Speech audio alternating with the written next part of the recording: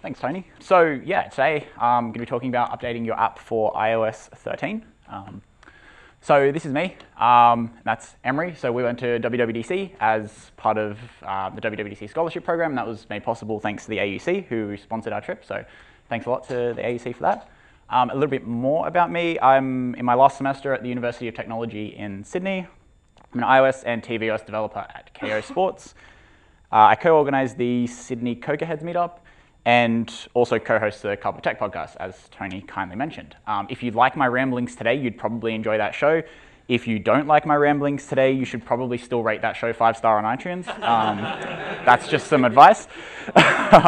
So how about that WWDC? It was a pretty big year as far as years go. We've got a lot of shiny new stuff. SwiftUI is the obvious big one.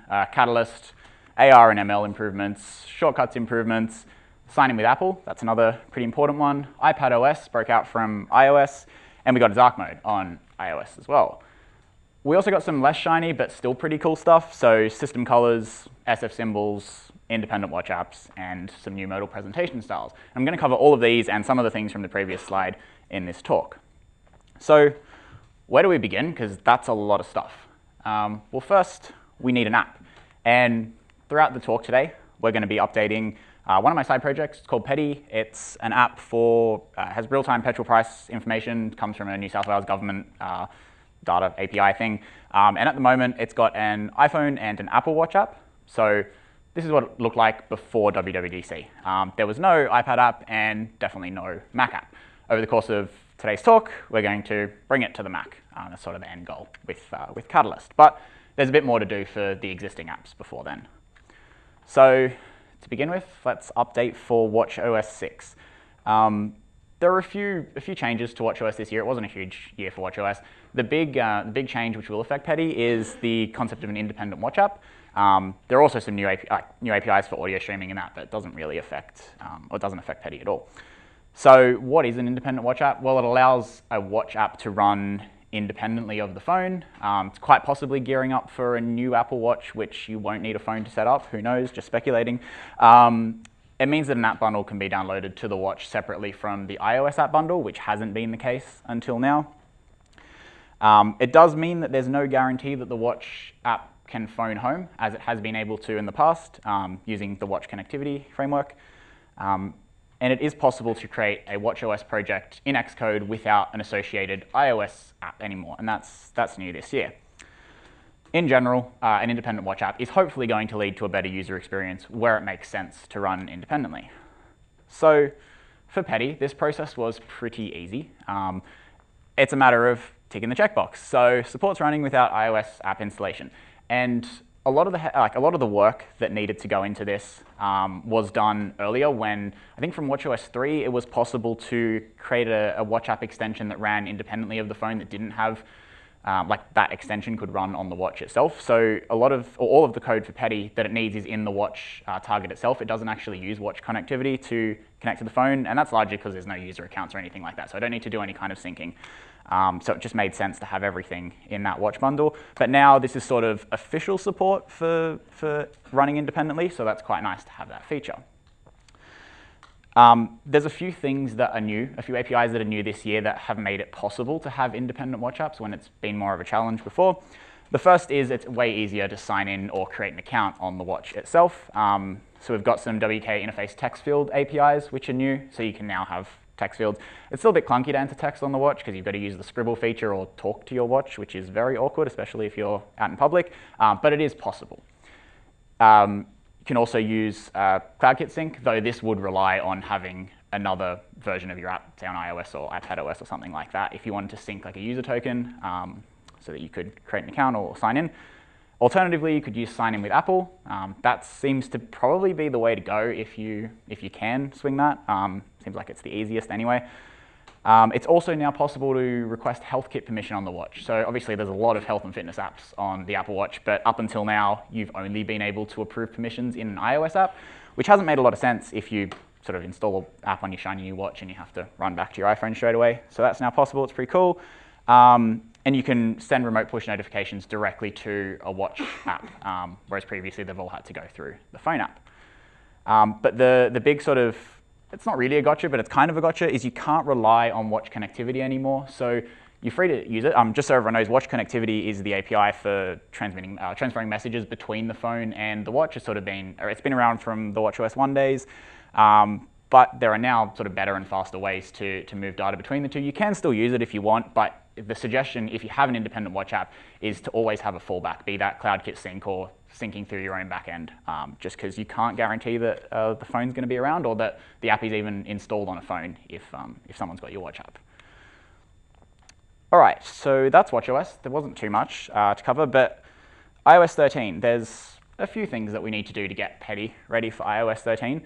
A lot of them relate to design changes because, there are a few new APIs and stuff, but not a lot of them applicable to Petty. But we do have a few design things to go. But first, I did want to quickly address the concept of a scene delegate, which is new in iOS 13.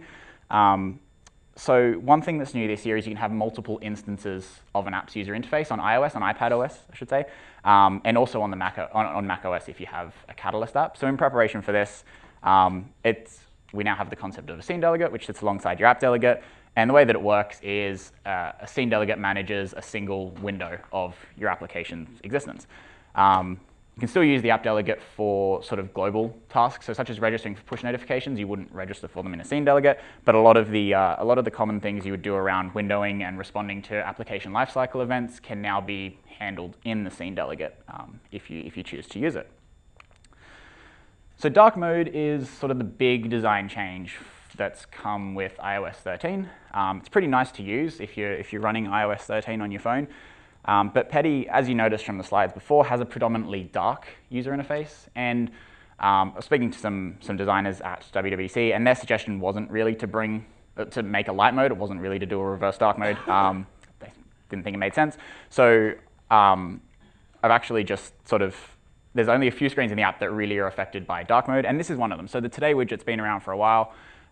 You'll note here that everything's basically just inverted. So the background is, instead of like a clear light background, it's dark, and the text has been inverted from dark to white. This actually happened without me needing to do anything. All that I did was run with the iOS 13 SDK and quote-unquote got it for free. The reason that it came for free was because I was using the default label color in Interface Builder.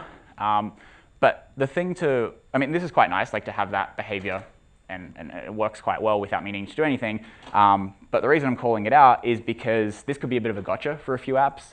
If you were using defaults in some places and not in others, then you might have some weird cases where certain text or backgrounds invert and others don't. So if we go back to that last slide, if I was using a custom text color here, for example, and it was like a dark gray or something, then we'd have dark gray text on a black background with no change on my part, and that obviously wouldn't be good. So just first suggestion is go through your app and just make sure that everything looks okay in dark mode, because you might get some weird things like that. But like I said, I'm not going to bring a dark mode to Petty. The Today widget will stay dark because that makes a lot of sense, but the actual iOS app, I'm going to lock it to dark mode. It's possible. There's a couple of reasons you might want to do it. You might just prefer a dark user interface. Makes sense for a lot of pro apps, I think. Not that Petty's a pro app, but just it does make sense in that case. Or alternatively, if you want to use the iOS 13 SDK and your app isn't quite ready for dark mode and you've got some challenges like I mentioned before, you might want to ship your next few updates locking it to light mode until you have time to properly implement dark mode support. And there's two ways to do this. The first is you can lock down your whole app by setting this UI user interface style key in the info playlist. You can set it to light or dark mode, depending on what you want. Or you can do it on a per view or per view controller basis by setting the override user interface style property that exists on a UI view to light or dark. So it's quite straightforward. And I've chosen the former approach for Petty. But there's heaps more UI changes. So there's a bunch of things around system colors. So using these new system colors for backgrounds and labels, which I'm going to make those changes to Petty. SFSymbols, they're new, they're cool. I'm going to put them into Petty, and also make some changes around the new modal presentation styles because it broke some behavior. So let's get into system colors. So sort of Apple moving away from the idea of having a specific RGB value associated with a color, and instead moving to the idea of a color that's a little bit more dynamic. And they're starting that by providing some system colors for us to use. So instead of, say, UIColor.blue, which we've been able to use for a while, they now have introduced a system blue. And you'll note that the system blue, as with any of these system colors, has a different RGB value depending on whether it's being shown in light or dark mode. And it has a different set of values, again, depending on a user's accessibility settings. So if you have, I think it's enhanced contrast turned on, you'll note that the blue, again, are different shades. And it's sort of just a different way to think about the way we're using colors in our apps, and yeah, like moving away from specific colors as such. There's also the idea of dynamic system colors, and they're similar, but they're less so about defining colors with a specific color, and I know it sounds weird, and more about like defining a color based on its intended usage. So, for example, I don't know, like a secondary label color, for example, that doesn't say whether it's light or dark text. That will be dynamic depending on whether the user is in light or dark mode. But Apple are now giving us some system colors to work with, which have semantic names and can be used for various purposes. So how do we go about using them? In SwiftUI, it's super easy. They just exist as existing colors. And in UIKit, it's very similar again. They're just, instead of UIColor.blue, we can say UIColor.systemBlue, and that will be that dynamic blue which shifts between light and dark mode or depending on accessibility settings. In Interface Builder, it's just as easy. The default drop-downs changed a little bit, and we've now got a lot of these system colors from Apple as the defaults. But of course, Apple's colors are not going to suit everyone's apps, everyone's design, everyone's style. In Petty, it was good enough. Like I said, it's just a side project. I don't have a designer or anything. It's working well for me. But in the case of your apps, you've probably got designers, and you have designers with opinions, so you want to create dynamic colors. How do you do that? Well, the first way would be to use an asset catalog. If you've been using asset catalogs for colors, as has been recommended for I think about a year now, it's really easy. You go into this appearances dropdown and just change it from any to any dark, which means you now get this new color thing you can fill in with a slightly different color depending on the appearance. I don't know if you can tell on this screen, but they're actually slightly different shades depending on the light or dark appearance. If you also want to specify colors for the high contrast accessibility settings, you can tick this box too, and you'll get an extra couple of colors that you can fill in as well. You can also do it in code, and the way that dynamic colors work in code is they're resolved using the trait collection of the UI view or view controller in which they're referenced. So in this case, we've got some color which takes a trait collection, and if the user interface style is dark, setting it to black, or if not, setting it to white. So this could be an example of a background color. Of course, you can use your own custom colors as well. But the thing to note with these is that the trait collection isn't always guaranteed to be accurate. There's only a few methods in which it is guaranteed to be accurate. So in a UI view, you've got 4, and 3 in a view controller, and 3 in a presentation controller. This is actually taken straight from a WWDC slide. I do recommend this session, Implementing Dark Mode on iOS from WW19. That's the session link down there. And the way that dynamic colors work is, the way the trait collection of view works is UIKit will guarantee that before any of these methods are called, it will set the trait collection to be accurate in your view or view controller. If you're trying to resolve a dynamic color outside of any of these methods, there's no guarantees. So if you're setting background colors in your init method, for example, that should probably change if you are using these dynamic colors. All right, so SFSymbols is up next on the list of design changes. There was a great talk from James yesterday afternoon, so I'm not going to go into what they are too much, but very, very simply, they're a set of symbols and glyphs designed to replace existing, say, icons, buttons, things like that in your app. Of course, there's problems, as James mentioned in his talk, but I think for Petty, they make a lot of sense. Like I said, I'm not a designer, and I think the trade-offs are acceptable in this use case. So I've made some changes. In iOS 12, you can see I was using these random glyphs that I found online and was free to use, but in iOS 13, I've adopted to using some SFSymbols, and this is on the main page of the app. There's also a few instances of glyphs that I'm using across the app that I've changed as well. I like the fact that I can use this this settings thing, which Apple use in a few cases across their apps, and that's consistent, and hopefully a user would know instantly that that is a settings icon now, as opposed to this old settings icon, which may have been a bit ambiguous. Yeah. But how do we use SFSymbols in our app, if we want to? I think the best way to sort of browse and get a feel for them is using the Mac app that Apple provide. You can download it from their design website. You can search for specific SFSymbols. You can browse them in a big long list if that's how you prefer, and you can get a feel for what they look like in different text weights and sizes and things like that as well. And then when you're ready to use them in your app, in code it's super easy. In SwiftUI it's probably the easiest. We just initialize an image with a system name map and say that system name can be found in the Mac app for browsing SFSymbols, so it's pretty easy. And because SwiftUI is built on the concept of modifiers, super easy to specify a scale or a font weight or anything like that. In UIKit, it's a little bit more work if you want to customize it, so it's pretty straightforward to initialize a UI image with a system name, but then if you want to, say, specify a configuration text size or scale or anything, you'll have to create a symbol configuration and pass it in when you initialize that UI image. Interface Builder, it's a very similar story to how you would work with image assets in an asset catalog at the moment. You can search or just browse through the SFSymbols, and that's super easy.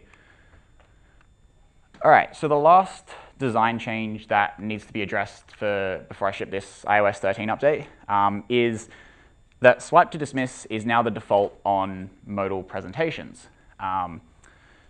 So as you can see there, that's not ideal to have a user be able to just swipe to dismiss the error screen if the error still might exist. I know the UX of a full screen error message is questionable itself, but we're just going to roll with it for this example.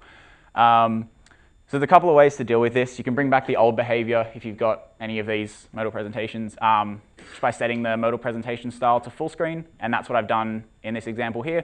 So then we're away from that card interface, can't swipe to dismiss.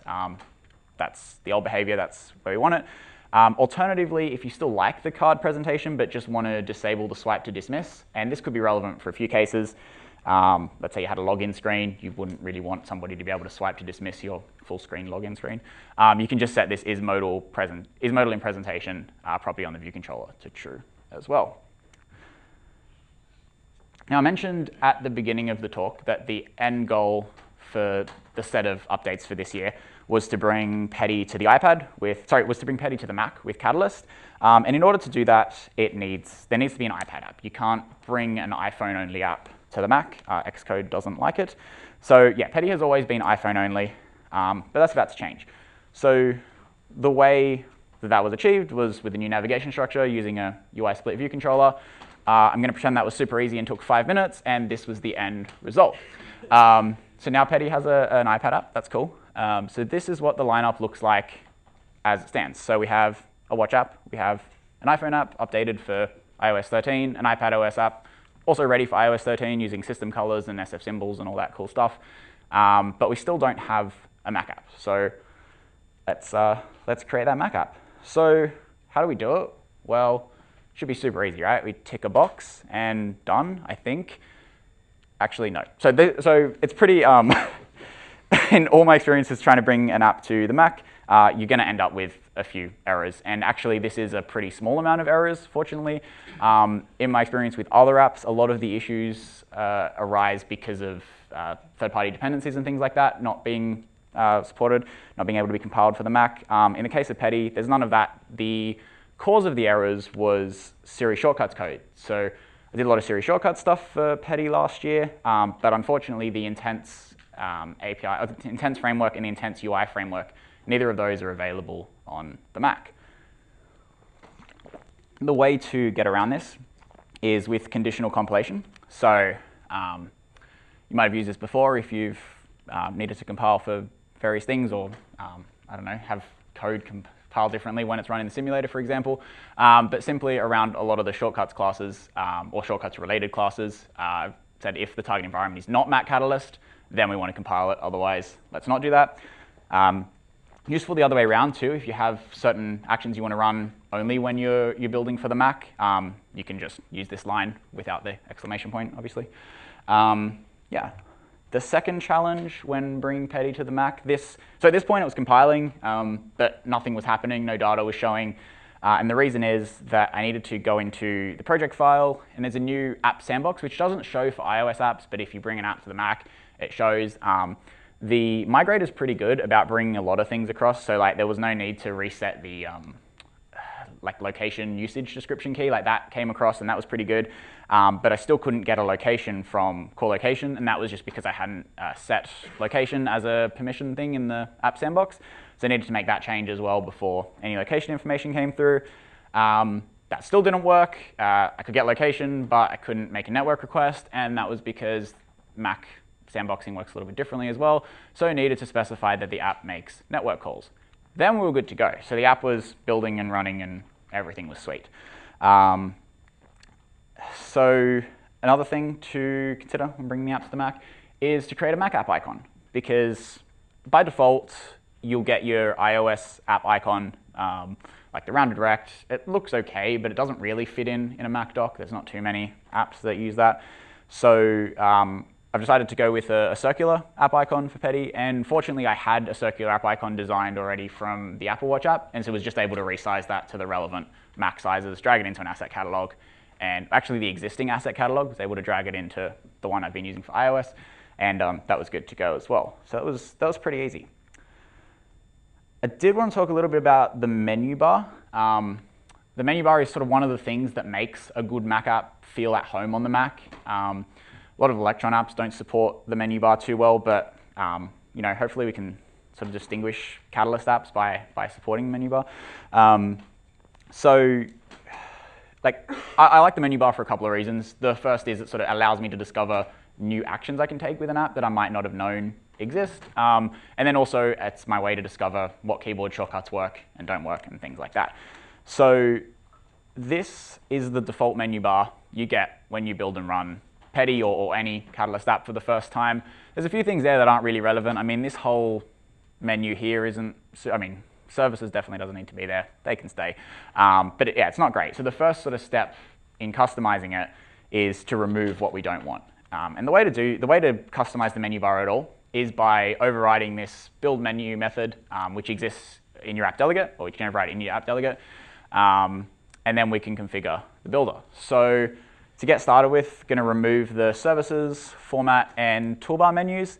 And this is what it looks like after doing that. It still doesn't have much useful functionality, but at least it's a little bit tidier than it was to begin with. The first action that I thought made sense to add to the menu bar is a reload command. So it is possible, I mean, there's a table view there, you can pull the refresh, that works just like it does on iOS, but it's not really intuitive for a Mac user to pull the refresh with either a trackpad or a mouse. So I definitely want to support a Command R refresh of some sort. So the way that we do this is we create a key command. The modifier, we give it a key to combine with the input like key there, so Command R, I mean, pretty straightforward. We also pass it an action which will be called when the menu icon is hit, so when the menu item is hit or when the keyboard command is done. And then yeah, so we then initialize a UI menu, we give that the title, that's the title that will show in the menu itself. It needs a unique identifier, and then some options there, and we pass it the refresh command that we created earlier, and then simply insert that as a child into the builder menu, and we can say that we want this to appear at the start of the file menu, so you have complete control over the order of everything and where it exists. The second menu bar item I added, it's very similar. This one was command comma for opening preferences. That's standard on a Mac, and it just opens the in-app preferences that has existed in the app for a while. The only thing really that's different here to call out is that we're inserting it as a sibling because we want it after a specific menu. Like, we're not creating a new row in the menu, we're just inserting this particular command as a sibling. So some of the syntax things are a little bit different, but I will make these slides available and all of that, so don't worry about remembering that too much. But this is what it looks like when we have the preferences option in the main menu for the app. All right, so a little bit about distribution. The way to distribute a Catalyst app is to archive it in Xcode. Generally seems to be the recommended approach to use automatic code signing, just because I was looking at the steps for manual code signing. Apple sort of really emphasize against it in their WWDC talk, and it's just like there's like 12 steps, and it seems quite complex. And I mean, automatic code signing tends to work well, especially for a side project. So I'm going to stick with that here. And the thing to keep in mind is they will prepend your bundle identifier with Mac Catalyst. That's unavoidable. I really don't like it, but it is what it is. And then you create a new app record in App Store Connect. From there, I mean, you'll be able to upload, I guess later this month, be able to upload your builds and distribute to the Mac App Store if you want. But if you want to distribute them outside of the Mac App Store, the way to, you still need to notarize the app so that users don't get that untrusted developer prompt when they go to open it. And the way to do that is you still upload through Xcode, and then you'll get back a notarized version of the app, which you can then distribute how you want. I don't really have time to cover all of the super fine details, but the talk taking iPad apps for Mac to the next level from WWDC this year is really, really good. Goes into a lot more detail and sort of gives a few more tips and tricks. Just a couple of things from that talk that I found interesting and I'm going to call out now is there's no test flight for macOS apps. They seemed pretty clear that I mean, they really emphasized that wasn't a thing, and to find your own way to distribute beta builds of your app. That kind of made me feel like test flight isn't coming, and I was hopeful that it might be on the radar, especially now we have Catalyst, but I get the impression it's not, so I guess it's worth finding other ways. Their recommended approach is to notarize the app and distribute it internally, but yeah. It's worth noting that a notarized app cannot use App Store-based features such as GameKit and SyncKit, so there's a few restrictions there on a notarized app versus one distributed through the Mac App Store. And also worth noting that app thinning isn't used on macOS. The bundle will contain all the resources the app could possibly need. Again, it makes sense when you think about it, but it's different from iOS, just something to keep in mind. The reason for that is simply there's many ways to install a Mac app. I could simply airdrop you a Mac app and it would open on your Mac and run. So there's sort of no app thinning that's going on there. But what it does mean if you're distributing a Mac app is you should use receipt validation to verify the legitimacy of the install. Something we don't have to worry about really on iOS. If somebody's running our paid application, there's a pretty good chance they're paid for it from the Mac App Store, sorry, from the App Store, but that's not the case with a Mac app. And this one's a bit of a bummer, but in-app purchases and subscriptions will need to be recreated for the Mac app as they're not shared with iOS. And so it's on you as the developer to implement some kind of server-side checking or another way of sharing the in-app purchase if that's what you want across your apps. All right, so covered a lot of stuff. This is now the lineup for Petty going into the iOS 13 launch later this month. We've got a watch app that's now independent, an iOS, an iPad iOS app, and a Mac app. Pretty cool. So just very briefly, what we covered, yeah, the independent watch app, updating for iOS 13, predominantly design changes, so dark mode, system, dynamic colors, SFSymbols, and changes to modal presentations, as well as bringing the app to the Mac, solving some problems with by conditionally compiling code, adjusting the entitlements, making a custom app icon, customizing the menu bar, and then finally distributing the app. But honestly, there's still so much more. It was such a big WWDC. There's a lot more that we can do. This isn't sort of all of the changes I want to bring to Petty, but it's sort of just what I had time to cover. So a couple of things I just want to leave you with some potential research points if you were at all interested in going over some of the other things that I found interesting but haven't been able to talk about. For iOS 13, the Siri shortcuts and intents API changes look great. Conversational shortcuts seem awesome, but I haven't had a chance to look into them yet in too much detail. But that's something that I think is really cool and will make a cool update. And then, of course, for Catalyst, there's still a bunch more work that could be done to make the app feel even more at home on the Mac, and things like hover states, context menus, touch bar APIs, and adjusting the navigation bar and title to feel even more at home on the Mac are areas that obviously still need improvement.